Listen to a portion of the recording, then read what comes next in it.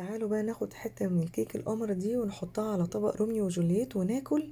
يا سلام على الروقان. يا مساء الورد على احلى متابعين في الدنيا. في نص الشهر بتاع رمضان كده بنبقى عايزين ناكل حاجة حلوة ولكن مختلفة عن الحلويات الشرقية اللي بناكلها من اول الشهر. فعملت لكم النهارده كيكة القهوة، مقرمشة من بره وطرية جدا من جوه، وكمان بصوص القهوة الجميل. حاجة كده خطيرة، لازم تجربوها. وكفاية رغي لحد كده، ويلا بينا نشوف هنعمل وصفة النهاردة ازاي. عندي 100 جرام من الزبدة ولازم تكون بدرجة حرارة الغرفة. 70 جرام من الزيت، معلش بقى هنشتغل بالجرامات. و100 جرام من السكر، نص كوباية من السكر. هو المفروض 150 جرام يعني كوباية، لكن انا بالنسبة لي نص كوباية حلوة قوي.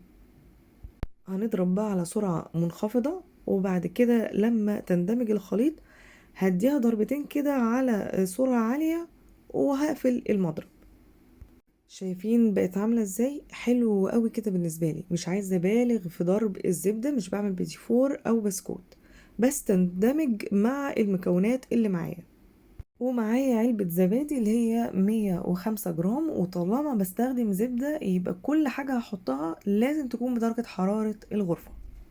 طبعا في العادي ان احنا بنضرب البيض الاول مع السكر، بس الكيكة دي ليها تكنيك تاني، فلازم تتبعوا الخطوات مظبوطة علشان تطلع معاكم ناجحة وجميلة جدا. بعد ما ضربنا الزبادي هنزل 3 حبات من البيض، عليهم معلقة صغيرة من الفانيليا. بيضة بيضة، هنزل بيضة واضربها على السرعة الأولى اللي هي المنخفضة، وأول لما تختفي هنزل البيضة التانية، وهكذا لحد لما أخلص ال3 بيضات. وهعلي السرعة، هديهم ضربة كده كويسة، وبعد كده هوقف المضرب. وبرضو البيض بدرجة حرارة الغرفة. الشغل في الزبدة بيبقى حساس شوية زيها زي الشوكولاتة، فلو نزل عليها حاجة ساقعة هتخرز معايا. بعد كده هنزل الحليب اللي معايا 50 جرام من الحليب، وعليهم معلقة كبيرة ونص مليانة من قهوة سريعة الذوبان. دفيتهم على النار كده علشان تدوب معايا القهوة. وبعد كده طبعا استنيته لما ابتدى يبقى بدرجة حرارة الغرفة، وهنزلها برضو واحدة واحدة على الزبدة. طبعا الناس اللي هي من عشاق القهوة هتحب الكيكة دي جدا، مش قادرة اوصف لكم الريحة والطعم عاملة ازاي، بجد خطيرة. وكمية السكر مظبوطة جدا على المقادير دي علشان الصوص اللي انا هعمله من فوق، فهتبقى كده حلو قوي.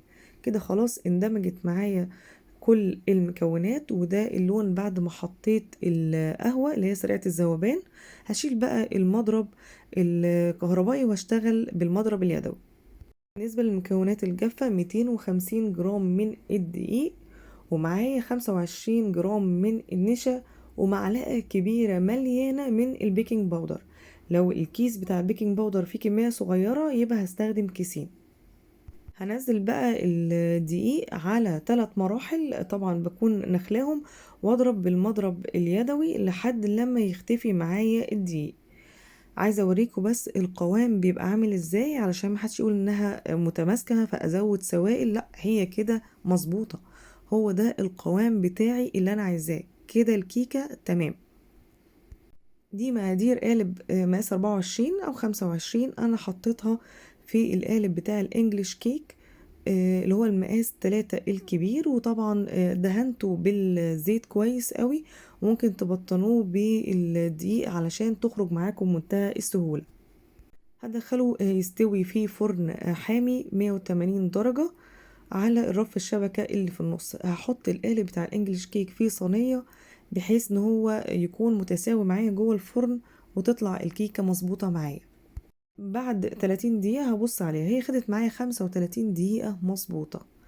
وعايزه اقول لكم خطيره بجد، جميله قوي. هسيبها لحد لما تبقى هاديه، يعني تبقى دافيه شويه، وابتدي ان انا اخرجها من القالب ونروح نعمل الصوص بتاعها. عندي 200 جرام من الشوكولاته البيضاء، نص معلقه صغيره من القهوه سريعه الذوبان، و60 جرام من الحليب نزلته هنا سخن. وبعد كده هاخدهم على نار هاديه مع التقليب المستمر على الهادي خالص علشان الشوكولاته ما تتحرقش معايا، وهقلبها لحد لما الشوكولاته تدوب تماما. عايزه اقول لكم ان انا مش من محبين الشوكولاته البيضه خالص، بس الميكس ده مع الكيكه لا طعمه حلو قوي. طبعا بسقي الكيك بعد ما الكيكه بتكون بردت، بحط بقى الصوص وهو دافي، ممكن تستنوا عليه شويه لما يبرد شويه صغيرين، بيبقى القوام بتاعه تقيل فبيثبت كويس اكتر على الكيكه. بس انا ما حبيتش اعمل كده، انا حبيت ان انا انزله وهو دافي بحيث ان هو ينزل من الجناب من الكيكة، علشان اللي مش حابب ان هو ياخد الصوص كتير فيكتفي بس بالكمية اللي محطوطة فوق على الكيكة. بالنسبة للشوكولاتة، الشوكولاتة اللي انا استخدمتها هنا هي شوكولاتة سما. نلتزم بالمقادير والجرامات علشان تطلع معانا مظبوطة. وطبعا ما نسيبش الخليط بتاع الصوص يبرد قوي، لان هو لما يبرد بيتقل، فلازم على طول الحق احطه على الكيكة. حطيت بقى عليه من فوق شوية شوكولات شيبس، بس هي بالنسبة لي مش محتاجة.